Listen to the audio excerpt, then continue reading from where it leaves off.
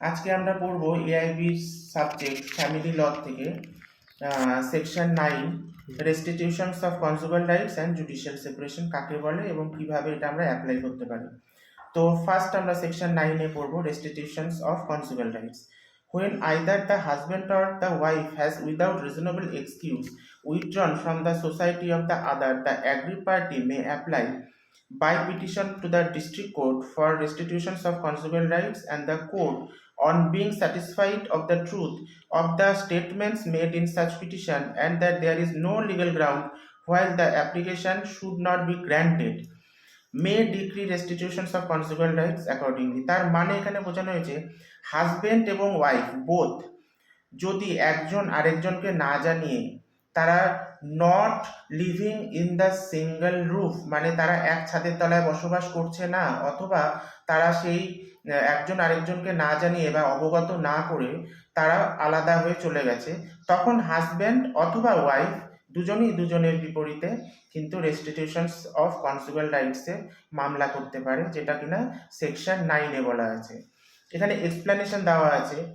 Where a question arises whether there has been reasonable excuse for withdrawal, the society, the burden of proving reasonable excuse shall be on the person who has withdrawn the society। এবার যদি কেউ reasonable, এই যে ছেড়ে চলে গেছে কাউকে না জানিয়ে, তারা যদি রিজনেবল এক্সকিউজ দিতে না পারে তাহলে কিন্তু তারা রেস্টিটিউশনস অফ কনজুগাল রাইটস বা আরসিআর এর আন্ডারে পড়ে যাবে। নেক্সট আমরা যাব যেটা কিনা জুডিশিয়াল সেপারেশন। তার আগে আমি তোমাদেরকে জানাতে চাই যে আমি যে তোমাদের আরসিআরটা বোঝালাম রেস্টিটিউশনস অফ কনজুগাল রাইটস, এটা কি ক্লিয়ার হয়েছে তোমাদের? দেন আমি তাহলে যাব সেকশন 10, যেটা কিনা এই রেস্টিটিউশনস অফ কনজুগাল রাইটস এরই পরবর্তী সেকশন, যেটাকে কি বলা হয় judicial separation. Either party to a marriage, whether solemnized before or after the commencement of the act, may present a petition praying for a decree for judicial separation on any of the grounds satisfied in subsection 1 of the section 13, and in the case of wife also may any on the grounds specified in subsection 2 thereof grounds on which a petition for divorce might have been presented। তাহলে কেউ যদি after marriage বা বিয়ের পরে বা বিয়েটা সোলেমনাইজড হওয়ার পরে মানে সম্পন্ন হওয়ার পরে যদি কেউ পিটিশন দেয়, প্রেইং পিটিশন দেয় বা একটা জুডিশিয়াল সেপারেশনের ডিক্রি ফাইল করে, সেখানটায় কি specific section subsection 1 of section 13 এর আন্ডারে তারা কি করতে পারে, তারা ডাইভোর্স ফাইল করতে পারে। Where a decree for judicial separation has been passed, যদি কিনা তাদের ডিভোর্সটা তখনই তাদের হবে যদি কিনা তারা জুডিশিয়াল সেপারেশনটাকে পাস করে। জুডিশিয়াল সেপারেশন কিন্তু সামটাইমস তাদেরকে একসাথে যে তারা নেই সেই টাইমটাকে বলা হয় জুডিশিয়াল সেপারেশন। তারা যে জুডিশিয়াল সেপারেশনে আছে সেই টাইমটা কিন্তু মে এক্সটেন্ড করে সামহাউ টাইমসের ওপরে। It shall no longer be obligatory for the petitioner to cohabit with the respondent, but the court may, on the application by petition of either party or being satisfied the truth of the statements made such petition, the decree if considered just and reasonable to do so। তারা যে কারণটা দেবে judicial সেপারেশনের সেই কারণটা কিন্তু জাস্টিফিয়েবল হতে হবে। যদি তারা জাস্টিফিকেশন অফ গ্রাউন্ডস বা ট্রুথ না দেয় তাহলে জুডিশিয়াল সেপারেশন সেখানে পাওয়া যাবে না, ডাইভোর্সের কিন্তু ক্ষেত্রে সেখানে প্রবলেম হয়ে যেতে পারে। তাহলে আজকে আমি পড়ালাম সেকশন 9 এবং 10 আরসিআর রেস্টিটিউশনস অফ কনজুগাল রাইটস, এবং সেকশন 10 এ judicial separation. After judicial separation section 11 এ তখনই চলে আসে nullity of marriage and divorce. Section 11 এ কি আসে ভয়েড ম্যারেজ। কোন ম্যারেজগুলোকে বাতিলযোগ্য বলা হয়? Any marriage solemnized after the commencement of the act shall be null and void, and may, on a petition presented by either party against the other party, to declare by a decree of nullity of contravention of marriage। nullity of marriage বা void of marriage বিভিন্ন section বা বিভিন্ন গ্রাউন্ডসের দ্বারা হতে পারে, section নয় বিভিন্ন গ্রাউন্ডসের দ্বারা হতে পারে। একটা ম্যারেজকে যখন আমরা ভয়েডেবল ম্যারেজ বলবো সেটা কিভাবে বলি, সেটা সেকশন 12 এ বলা আছে। একটা ম্যারেজ কখন ভয়েডেবল হয়? That the marriage has not been committed owing the impotence of the respondent. যদি কিনা রেসপন্ডেন্ট কেউ কোনো একজন রেসপন্ডেন্ট বা বোথ অফ দ্য রেসপন্ডেন্টস তারা ইম্পর্টেন্ট হয়। দেন হচ্ছে that the marriage is contravention of the condition specified clause 2 of section 5। Section 5-এ যে সেকশন 5-এ যে সাব ক্লজগুলো দেওয়া আছে, যেমন such marriage has been dissolved under the customer law, the women who was the party of such marriage either during the lifetime of the party they are to lawfully married in other render of the marriage between the Hindu solemnized time, যদি কিনা বিয়েটা হিন্দু সোলেমনাইজডের আন্ডারে না হয়, কাস্টমসের আন্ডারে না হয়, তখন এটা ভেঙে যেতে পারে। The respondent was the time of marriage pregnant by some other person the petitioner, যদি কিনা যে বিয়েটা যে দুজনের মধ্যে সংগঠিত হচ্ছে, যে ওয়াইফ সে কিনা আগের থেকেই প্রেগনেন্ট হয়ে আছে, তাহলে কিন্তু সেই ম্যারেজটা ভয়েডেবল ম্যারেজের মধ্যে চলে যায়। Notwithstanding any condition of subsection, no petition for allowing the marriage on the ground specified subsection shall be entertained. The petition is presented more than 1 year after the force that ceased to operate. তাহলে 1 ইয়ারের পরে কিন্তু আমরা এটা করতে পারি। The petition has with his or her full consent lived with the other party, marriage has been husband or wife after the force had cease to operate. Husband wife দুজনেরই সম্মতি থাকতে হবে এখানে। দেন আমরা চলে যাব কোথায়, এটা আমরা পড়লাম কত, section 11।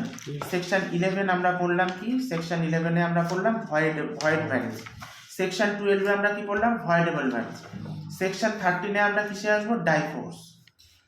Any marriage solemnized whether before or after the commencement of this act may on a petition present either husband or wife dissolved by a decree of divorce on the ground of the other party। তাহলে husband বা wife বোথই divorce file করতে পারে। Has after the solemnize of the marriage had voluntary sexual intercourse with any person other than his or wife of the spouse, যদি বিয়ে হওয়ার পরেও husband বা ওয়াইফ অন্য কারোর সাথে সেক্সুয়াল রিলেশনশিপ বজায় রাখে।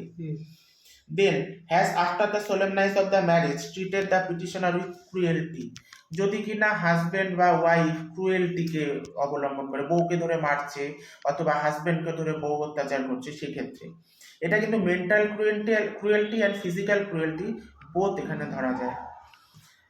has deserted the petition of a continuous period of not less than 2 years immediately preceding of the presentation of the petition, has ceased to be Hindu by conversion to the other religion। বিয়ের সময় দুজনই হিন্দু ছিল, after marriage husband বা wife মুসলিম হয়ে গেল, খ্রিস্টান হয়ে গেল, জিউস হয়ে গেল, সেক্ষেত্রে অপোজিট পার্টি কিন্তু ডিভোর্স ক্লেম করতে পারে। has been incurably of the unsound mind, has been suffering from continuous or intermittently the mental disorder। বিয়ের সময় সব ঠিকঠাক ছিল, কিন্তু পরবর্তীকালে দেখা গেল যে হাজব্যান্ড বা ওয়াইফ ইনস্যানিটি তাদের মধ্যে আছে, ধরা পড়েছে, মানে সে মেন্টালি ডিসঅর্ডার আছে অথবা মেন্টালি উইক আছে, সেই ক্ষেত্রে সে আরেকজন অপোজিট পার্টি কিন্তু ক্লেম করতে পারে।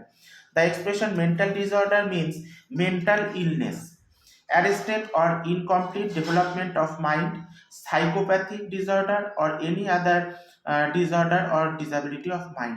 তাহলে তোমার এই যে মেন্টাল ডিসঅর্ডারের কথা বলা হলো, যার ফলে আমরা কি নিতে পারি, যার এগেনস্টে গিয়ে আমরা কি করতে পারি, আমরা ডিভোর্স ক্লেম করতে পারি।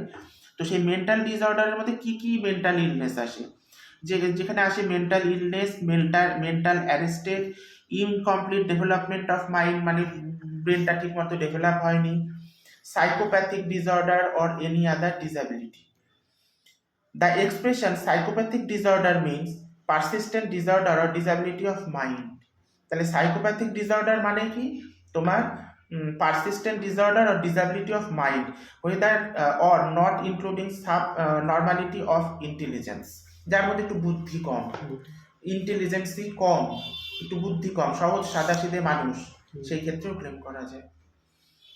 দেন সাফারিং ফ্রম ভেনারেবল ডিজিজ, যেখানে হচ্ছে তোমার কমিউনিকেবল ফর্ম, যেমন কিনা এইডস, যেমন কিনা টিউবারকুলোসিস যেটাকে টিবি বলা হয়, আদার সেক্সুয়াল ডিসঅর্ডার, সেই সব যেগুলো মানে যেগুলো কিওর হয় না, ইনকিউরেবল, এইরকম ডিজিজ যেগুলো, ক্যান্সার যেটা কিনা 4th স্টেজ অফ ক্যান্সার, সেই ক্ষেত্রে কিন্তু ডিভোর্স নিতে চাইতে পারে opposite party. has renounced the world by entering any religious order, এটা কিন্তু খুব ইম্পর্টেন্ট। বিয়ের কিছুদিন পরে স্বামী বা স্ত্রী বলল আমি এইরকম একটা ইনস্টিটিউশন বা রিলিজিয়াস ইনস্টিটিউশনের সাথে যুক্ত, আমি আর এই বিয়েটিয়ে মানছি না, আমি সেখানে চলে যাচ্ছি, আমি সেই ধর্মের প্রবর্তক হয়ে ঘুরে বেড়াবো, হুম। তখন কিন্তু ওয়াইফ বা হাজবেন্ড সন্ন্যাস নিয়ে নিল, সেই ক্ষেত্রে কিন্তু তোমার কি করতে পারে, তারা ডিভোর্স ক্লেম করতে পারে। তারপরে আছে has not bin heard being alive or period of 7 years, husband বা ওয়াইফ নিরুদ্দেশ হয়ে গেছে, পলাতক, 7 বছর অবধি সে বেঁচে আছে কিনা সেটাই কেউ জানে না, সেই ক্ষেত্রে ডিভোর্স ক্লেম করা যায়। A wife may also present a petition for dissolution of her marriage by a decree or divorce on ground, একজন ওয়াইফও কিন্তু পিটিশন করতে পারে ডিসলিউশন অফ ম্যারেজের জন্য। In case of any marriage solemnized before the commencement of such act, husband had married again before such commencement, that any wife or husband married before such commencement solemnize the marriage, বিয়ের পরে বউটা জানতে পারলো হাজবেন্ডের আরেকটা বউ আছে, অথবা হাজবেন্ড জানতে পারলো ওয়াইফের আরেকটা হাজবেন্ড আছে যেটা কিনা ডিভোর্স হয়নি, সেই ক্ষেত্রে কিন্তু হতে পারে। That the husband has since the solemnized marriage has been guilty or rape or sodomy বা বেস্টিয়ালিটি, যদি জানতে পারে যে হাজবেন্ডটা আগে রেপিস্ট ছিল, সেই ক্ষেত্রে সে কিন্তু ডিভোর্স চাইতে পারে। That is suit that section 18 of Hindu adoption and maintenance act 1956, 87 of 1956, or a proceeding under section 125 of the Code of Criminal Procedure under the corresponding section 488 Criminal Procedure, a decree or order has been passed against the husband awarding maintenance to the wife, notwithstanding that she was living apart from the since passing of the decree or order, or cohabiting between the parties has been resumed for 1 year or upwards. এখানে যদি দেখা যায় যে adoption মেইনটেনেন্সের ব্যাপার আছে, husband বা wife কেউ adoption করবে, সেই ক্ষেত্রে হাজবেন্ড বা ওয়াইফ যদি 1 বছর বা তার বেশি দুজনের সাথে কোহেবিটেন্সের রিলেশন না থাকে এবং দুজন আলাদা থাকে, সেই ক্ষেত্রে ডিভোর্স ক্লেম করা যায়। That her marriage whether consumed or not was solemnized before she attained the age of 15 years, and she has the marriage after retaining that age but the attaining of age the 18 years, 15 বছরে বিয়ে দিয়ে দিল, সেই ক্ষেত্রে তার যদি 18 বছর বয়স হয়ে যায় তার বিয়ের পরে, তারপরে সে কিন্তু যেহেতু তার 15 বছরে বিয়ে হয়েছিল তখন আমার ধরা হবে তার কনসেন্ট হয়নি তখনও বিয়ে, সেই জন্য সেখানেও ডিভোর্স নেওয়া যাবে। তাহলে আজকে আমরা কি জানলাম আমরা হচ্ছে আরসিআর জানলাম, আরসিআর মিন্স হচ্ছে রেস্টিটিউশনস অফ কনজুগাল রাইটস, তারপরে জানলাম আমরা হচ্ছে জুডিশিয়াল সেপারেশন, জানলাম আমরা হচ্ছে ভয়েড ম্যারেজ, ভয়েডেবল ম্যারেজ, দেন আমরা জানলাম ডিভোর্স কাকে বলে। আমরা এআইবির এতগুলো সেকশন কিন্তু আজকে আমরা পার করে ফেললাম। তোমরা কিরকম বুঝলে, আমার যারা ফেসবুক থেকে আমাকে দেখছো অথবা ইউটিউব থেকে দেখছো আমাকে নিশ্চয়ই কমেন্ট করে জানিও, যদি না বুঝতে পারো আমি আবার বুঝিয়ে দেবো।